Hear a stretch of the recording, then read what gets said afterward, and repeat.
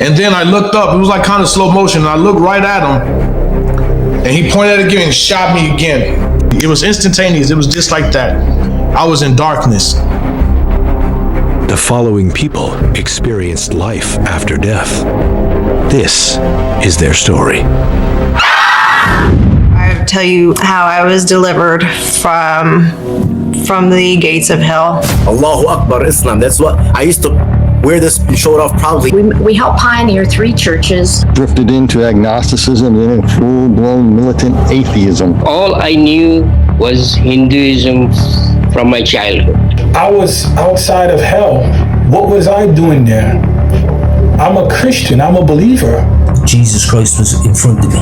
Yes, he was. He was in front of me, and this is the truth, and God knows I'm telling the truth. He can strike me down this second. I'm telling the truth. I saw the Lord Almighty, Lord Jesus Christ. I knew He was the Almighty. Nobody needed to introduce Him to me. I knew His name was Jesus Christ. And people asked me, what did Jesus look like? Well, I didn't see His face. He had a hood over His face. I knew if He would have pulled back His hood, it would not be good. It would be a judgment.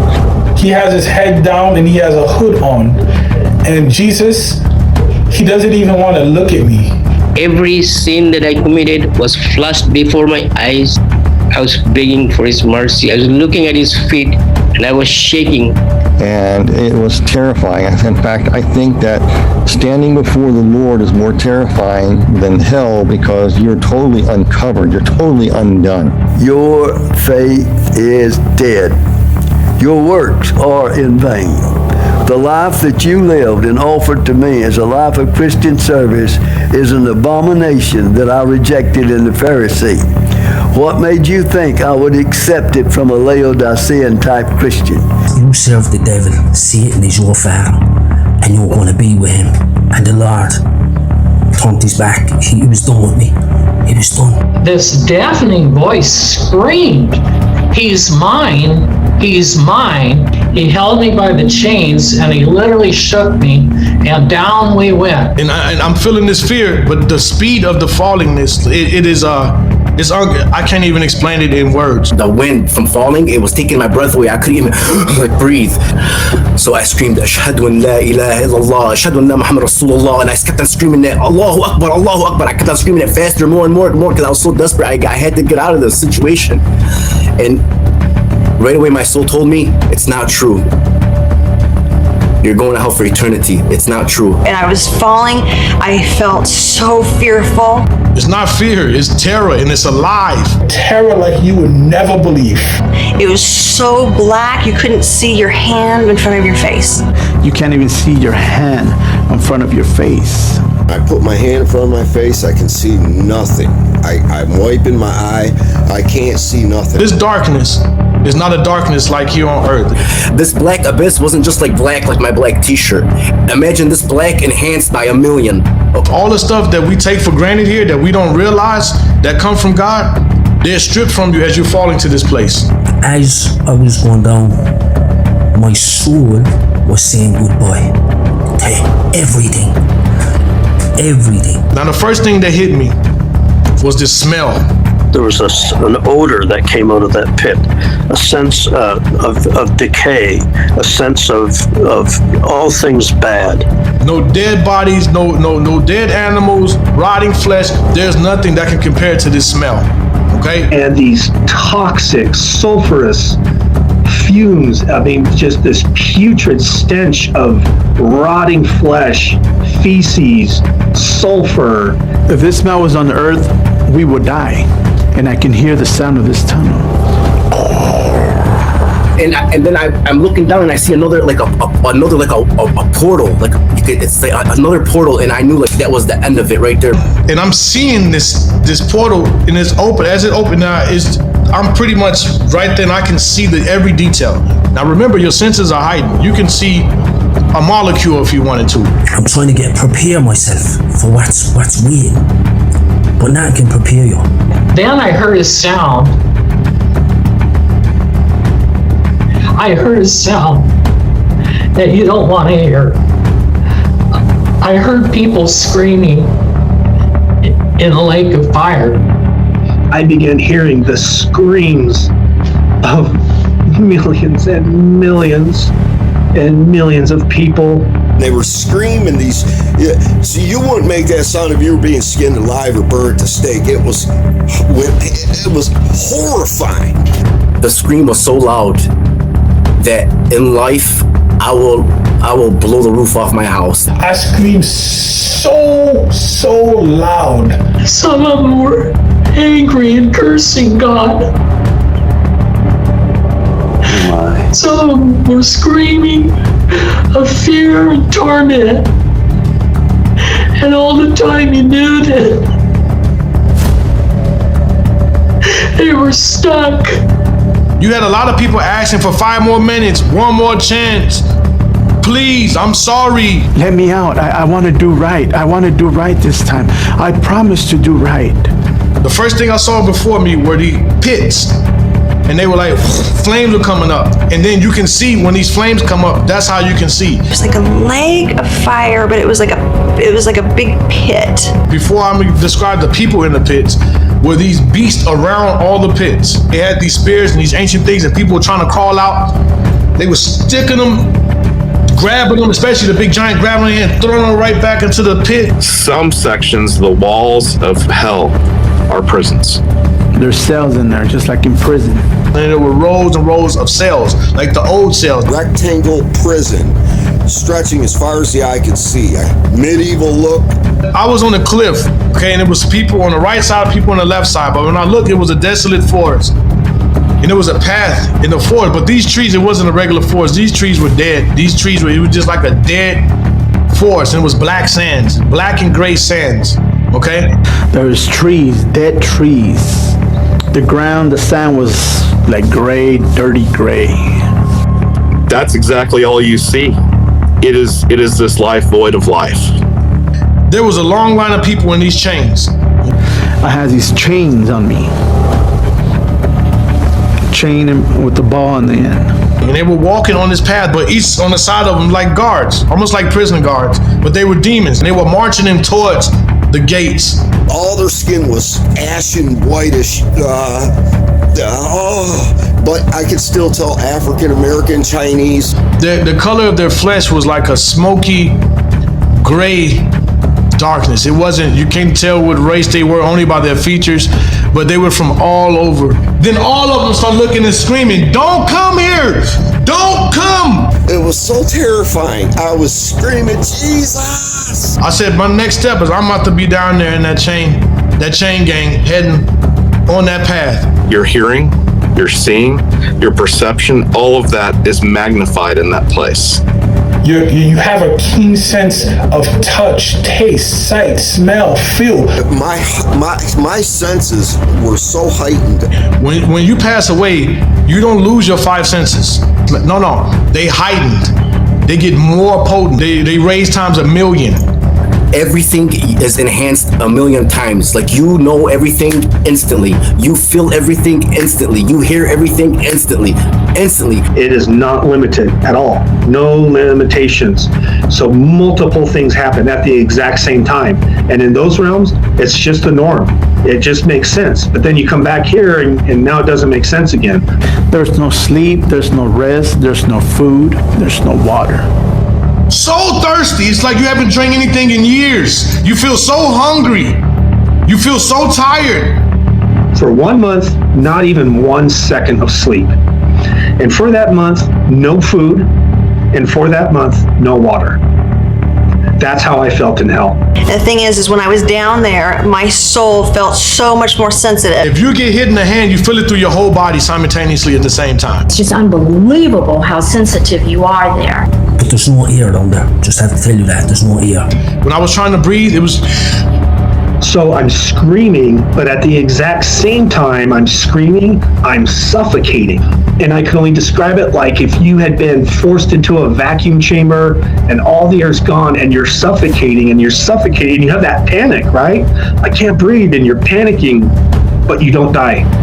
You're perpetually stuck in that state of panic. I'm gonna die, but you don't die. While all that's happening, someone releases toxic fumes into that gas chamber. and your lungs take in the fumes out of desperation. Every breath it feels like you're suffocating, and your teeth are grinding constantly. Our teeth were just gnashing. I said, I wish I would have listened. And all of a sudden, my body set on fire. My soul set on fire. And this fire going through me constantly. So I'm just standing there, okay? And then suddenly these flames just rose from the ground up.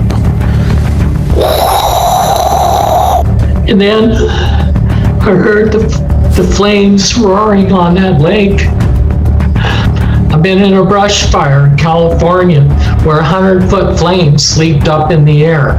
But this flames on the lake of fire exceeded that. It was a torrent of flames.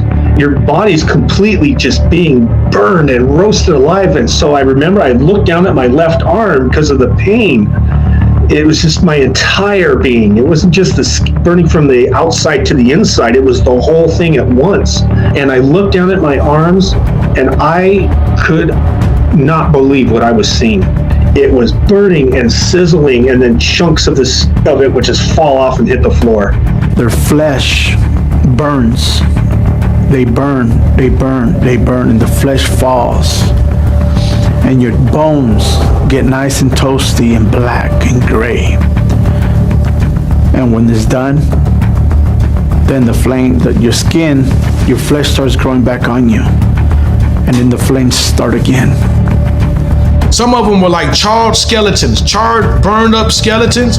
Some of them had flesh hanging off of them. I'm freaking out. And I remembered I looked over to my right arm and it was the same thing, just searing fire coming off and pieces of flesh burning and falling to the floor. But when I looked back to my left arm, the flesh that had just fallen off had regenerated and it was burning and falling off all again. And I realized in that moment that whatever part of your body you're not looking at is regenerating so that you can watch it burn and fall all over again. And I also seen maggots crawling through your flesh, in your bones, and they're eating you. They're eating your flesh. Then I saw these thousands of these worms, maggots, biting me, going through me, in and out of me, because they're thick as soda cans. 6 to maybe 8 inches long, they're all kind of different size, but they were kind of a cloudy white looking number, and they clung to my arms and on all over my body too, and they were absolutely sickening. They would stick to your body and just sear you, and they would kind of crawl like an inchworm would. They'd kind of come up and just crawl, and the smell that came from them was by far the worst. By far the worst of any of the smells. And the fire just went right through them.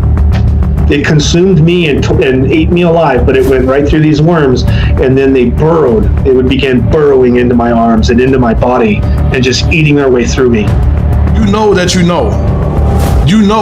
You know pretty much everything. You can see a person in hell and know why they're there. I knew that all of these people thought they were saved. I knew it. And that's a supernatural thing of when you're in hell, the sins, they're being spoken to you, and you're watching these horrible things. I start to look to my right to kind of see where the flames are coming from, and that's when I saw a man also seated next to me. But what's interesting is as soon as I saw him, I knew everything about him instantly. Everything. Just that quick. And just the need to know is I knew his name was James. I knew he died at the age of 55 from a heart attack. And I also knew that he did not value his body, he did not value his life, and he especially did not value God. And this man was obese. And I found it shocking that even in hell, he was obese. On his stomach, these bubbles would begin to form, like boiling bubbles from the heat, and then they would pop, and the smoke and stench would roll up his body right into his nostrils and go down into him. And he just had to face, he was just constant, it's ever before you, the way you live here on earth. He looked up towards heaven as if pleading. But even I knew it was a waste of time. It was too late for him. And his head went down, and he began bobbing his head and sobbing. but there are no tears in hell. But he just...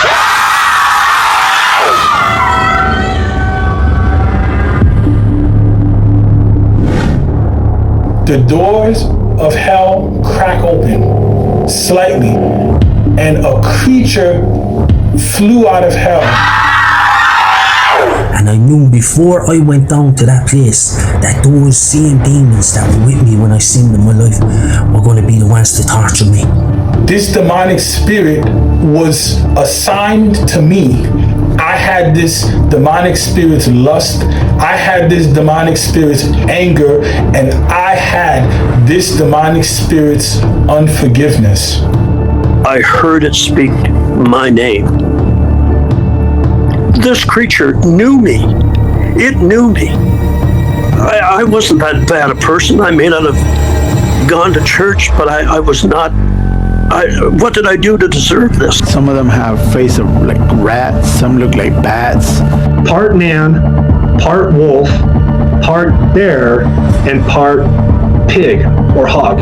If you took all of those and mashed it into an entity. Look, some of them was just so deformed and ugly, hairy. It just didn't make sense. Its skin was just rotting and disgusting yellow, and its teeth were just razor sharp. They were all crooked and nasty, but razor sharp. And then its eyes were like a lizard, but they were blood red.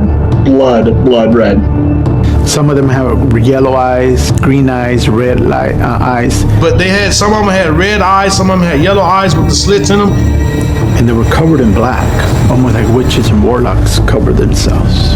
And it had a black cloak on too. And I'm looking at these things, but they're not doing that. They're just looking at me with the most evil, just... And it was furiously looking at me as if it wanted to just tear into me. These eyes were evil, wicked. If a black hole in our universe could take on bipedal form, it was that powerful of an evil. The look of hatred that I saw in its glowing eyes, not just for me, but for all of mankind, will stay with me forever. The way they feel about you and me, I tell people, we need to stick together as mankind. That's how I know God is protecting us every day. Even if you was to feel their hate, the energy, it is so, you would die here on earth. You can feel the hate. It would be overwhelming for us. It would automatically explode your heart with such an... It was so terrifying. Everything else was terrifying, but now I'm experiencing terror on a whole new level. My spirit body could not handle this evil, and I became stiff as a board, which meant I stopped screaming. And that was very bad. The instant I stopped screaming, 3 of them ran up to me so fast. The demonic creature runs at me at the speed of light. They attacked me, caught into me. And when it threw me, I mean, the strength of this thing, it was like me picking up this pin and throwing this pin. It was like it was nothing. They switch it up. They go down there, cut you down here this time, cut you up here, cut you here, come down into your throat, rip your tongue, cut your insides out. And they were tearing my skin off, and my tendons were like hanging. They can tear your head. Just say if your arm gets ripped off, your arm will grow right back. They will tear your pieces, and you're still alive. You can feel everything that's going on. They will mutilate you and use your body parts to beat on you with. Rejuvenate, and it happens over and over and over again. Every time they took me to the point of where I would die in the natural, in this one, I opened my eyes and my body was back perfect, and they done it again. And the fear from the last time they done it was with me the next time, and that's how the fear and terror multiplies in hell. Just when you think, okay, I'm maxed out of my anxiety, I'm maxed out of my, no. It keeps growing, and it doesn't stop. There's no limit to how fearful you become. That just when you think it can't get any worse, you realize you've only just begun. You've only just begun. What they was communicating back and forth, they were calling us stupid humans. Demons call us, we're stupid humans. Stupid humans. We're stupid humans. They were calling us stupid and they were laughing. They laugh, they enjoy it. They're laughing. I can hear them clearly going, ee, just wicked. It didn't care if it was hitting nails or smashing my fingers, and it was just going back and forth, and its head was back like this, and it was cackling. Like this wild, insane cackling noise, just hitting like this. It felt like lightning bolts were going up and down my arms. And I have no idea. You're so desperate. You're so desperate. I remembered I looked to the demon at my left, and I was about to beg it for mercy, even though I knew it was a complete waste. But it was all I could do is just beg it for some kind of mercy. When I started screaming again, I saw the demon's head go back, and its eyes became euphoric. And I could tell it was high on my pain. They get energy off our pain. They eat it. It's a form of food to them. It's like a drug to them. They get high off of it. That's why they're here on earth. They keep us depressed, angry, full of anxiety, because they're feeding off that. That's their food. What the demons do to you while you're there. Things I can't even describe. They're that horrible. Things unimaginable. They do to you. It was so indescribable what they were doing to people. They have all kind of things with hooks on them with chains, and they would take people and they would put these hook things in people's mouths, and then they'll rip their whole heads backwards. And you can still hear the person screaming. So a lot of people were getting their face ripped off, and their face will come back, and they were ripping over their mouth and pouring hot lava down their throats. They'll melt, and they'll come right back, and they'll do it all over again. And then they'll invite other demons to come and get their turn.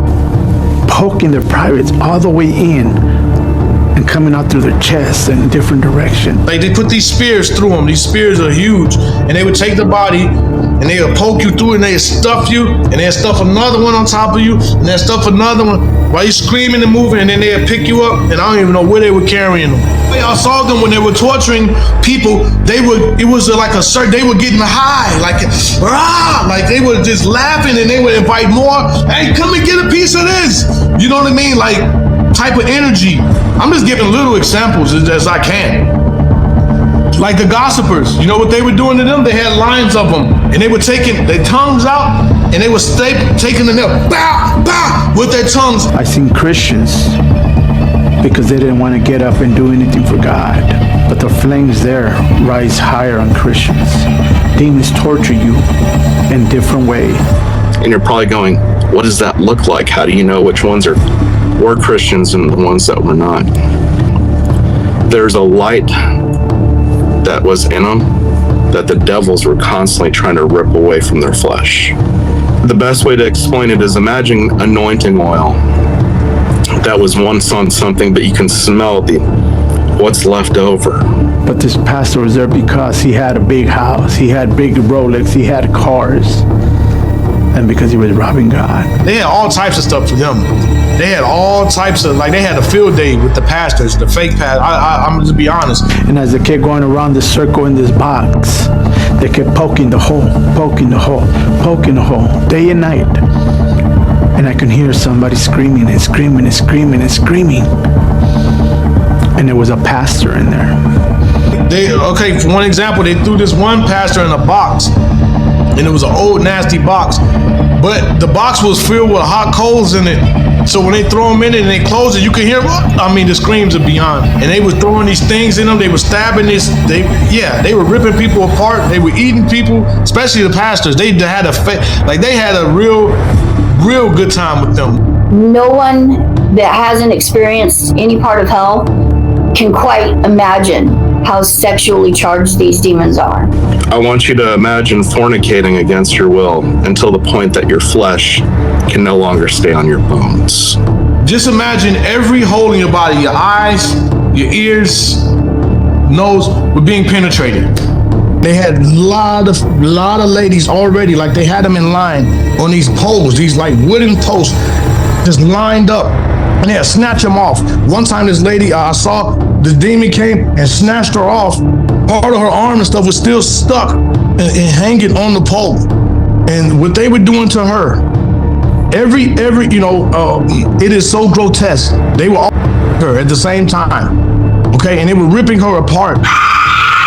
And all of a sudden, her abdomen with no legs and no arms will start growing right back. And then they'll have other demons join in and do it all over again, all over again. It was just a repetitive thing of torture, non-stop. I seen rivers of fire. There's a river that flows through hell. It's like lava, but it flows all through, and it's a current. And there are people who are chained up in this current.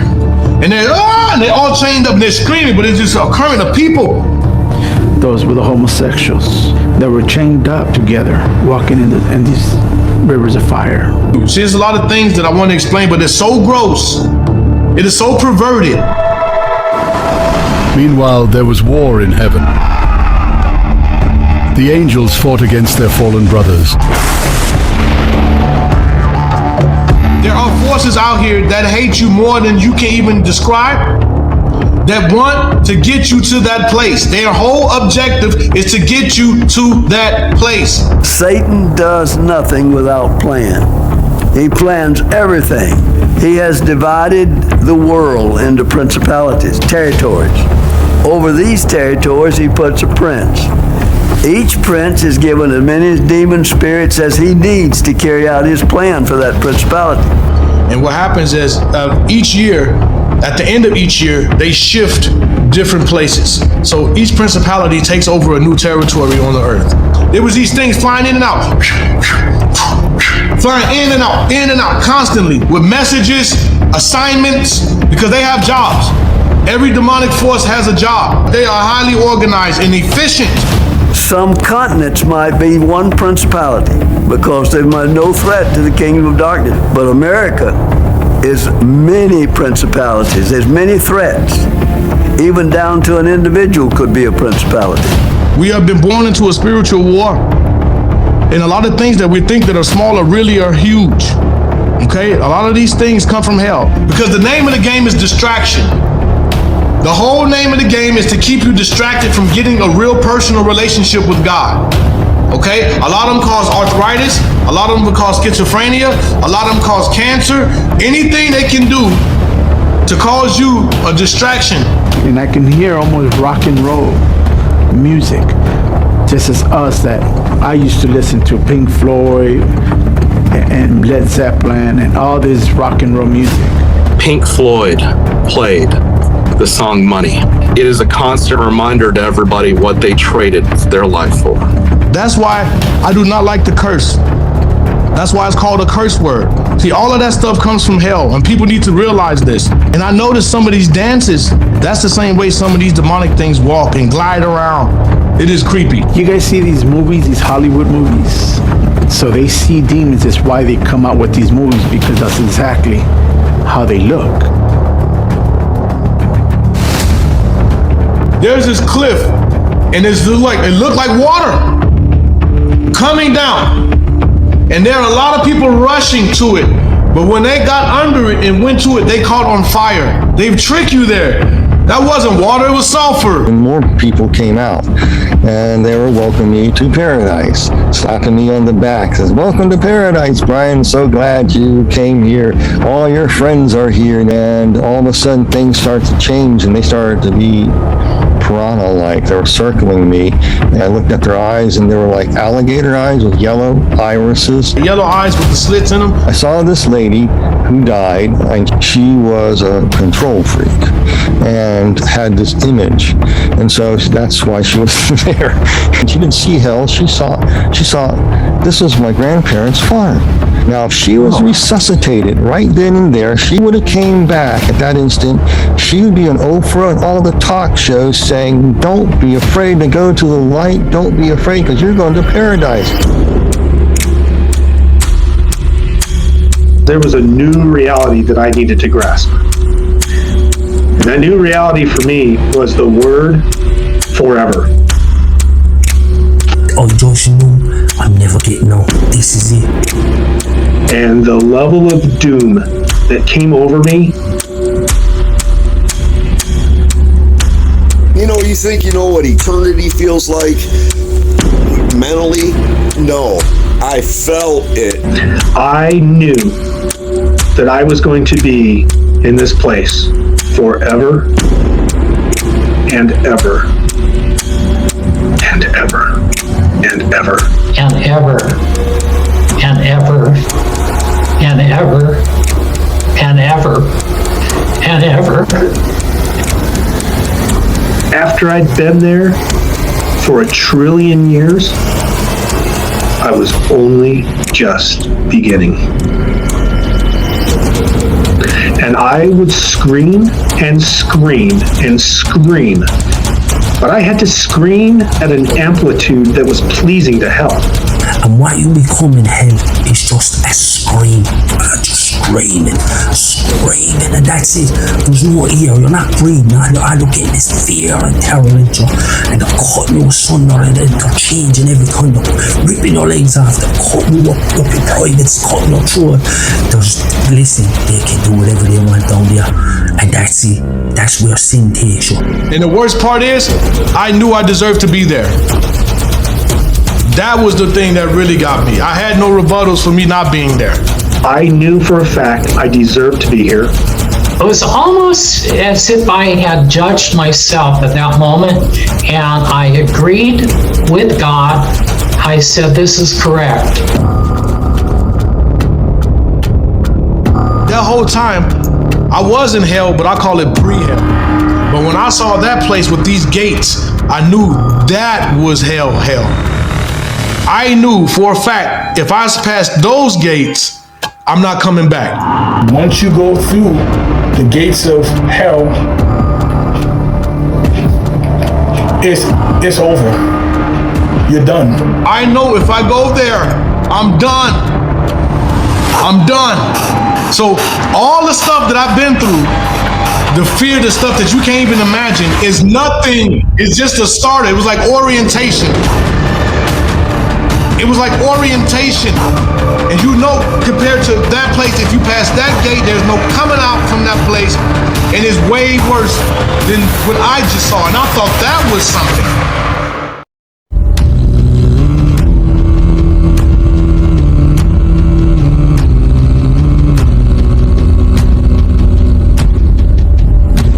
There's this white flight flagging around me so fast. It's so fast, and right away I knew it was my guardian angel, and it was screaming from the right ear to the left ear, screaming at me back and forth. Amir, repeating itself. Please, you have to listen to me. He can still hear you.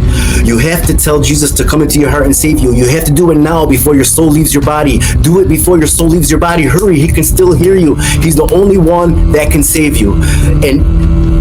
And I'm like, what do you mean, Jesus? What do you mean, Jesus? What about Allah? What do you mean, Jesus? That's the last. I would never in a billion years ever think that Jesus would be the one to rescue me. I literally heard a voice say, "Pray to God." And so I'm thinking, okay, I pledge allegiance to the flag in the United States. Oh, no. 7 years ago. No. And I just yell out into the darkness, pure desperation, Jesus, please save me.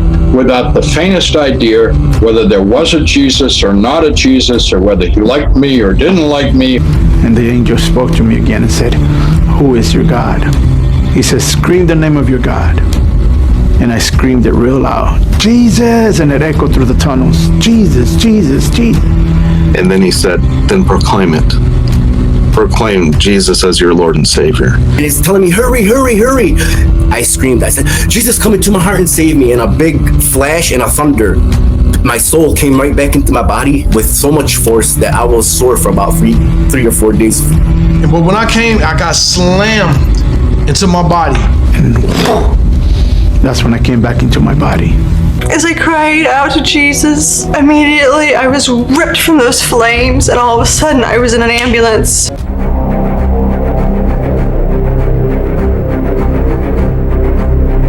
I saw there was a very narrow door, and that was the only gate that was open. All the gates are closed. Through that narrow gate, I could see the entire kingdom of heaven? It's either the broad way or the narrow way. I knew that right outside those gates that I was looking at, it was where a majority of human beings go when they die. From where the paramedic judged my body to be dead until it arrived at the hospital. In that 15 minutes, I was allowed to see 50 saints that go into heaven. That was sum total of his harvest on the planet Earth for 15 minutes span of time. In that same 15 minutes, 1,950 more died. Only 50 out of 2,000 made it, 2.5%. Somehow I got this knowledge. I don't know how I get this knowledge. When you go there, 97% of people end up in hell. 92% of religious people end up in hell. That's what was kind of interesting. The bundles of threads divided into two bundles. One was the gold threads, they went to heaven, and the other bundle were the red threads, they went to hell.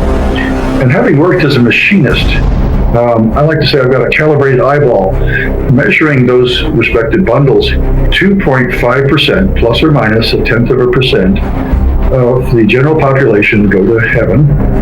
And when I made that realization, Christ interjected and he said, I gave the church everything they needed to win the entire world to salvation from the generation of the apostles till now, and they have all failed horribly. If you do the math, that means that only 8% of professing Christians are actually saved. 2.5%. 2.5%. 97% of people end up in hell. 97%. People don't understand, and they always ask me, okay, God is love. Why would God do this to us? Why would God do this? Well, I got an answer for you, okay? You can get that clear out your mind. First of all, we send ourselves there. He gives us every opportunity every day, all day, not to go there. He gives us all the warning signs. It wasn't even originally created for us. It was created for the fallen angels in the first place. But since we want to follow them using our free will, he honors our free will. Out of 1.8 million known gods that are worshipped, why is he the only one made into a curse word? Why is he the only one so disrespected? Because he's the truth. That's why. I don't debate my experience. I don't have to debate it, because one thing we all have in common as human beings, we're all going to die.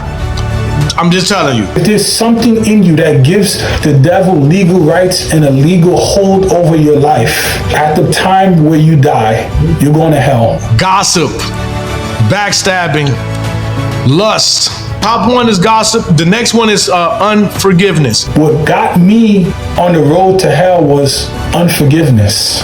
There had become a chasm between me and God that I didn't know about through that religious spirit, and I'd been deceived. All that once saved, always saved, that comes from the pits of hell itself. It's a lie.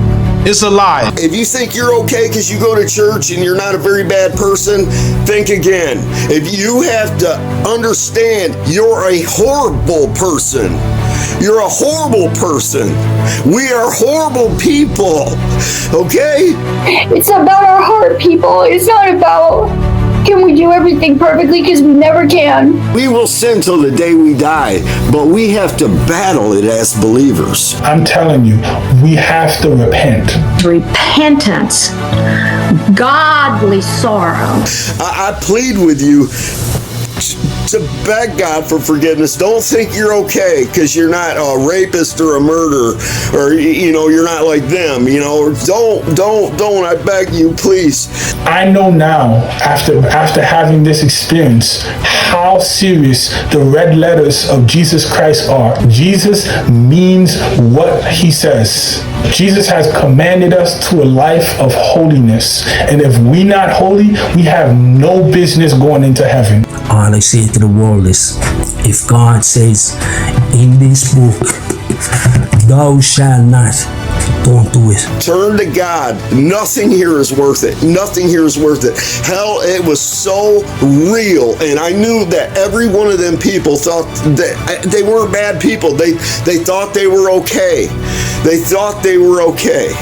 My family they tried to have an intervention, and they're smiling, laughing. Oh, really? Like that. And so I stood up. I go, listen, guys. I'm gonna tell you this one time.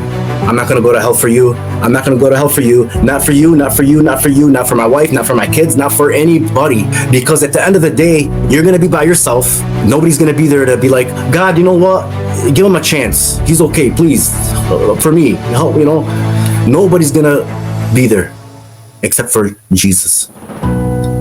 Except for Jesus. Seek God while he can still be found. Because it just breaks my heart that so many people are going there that they don't know it. God bless you.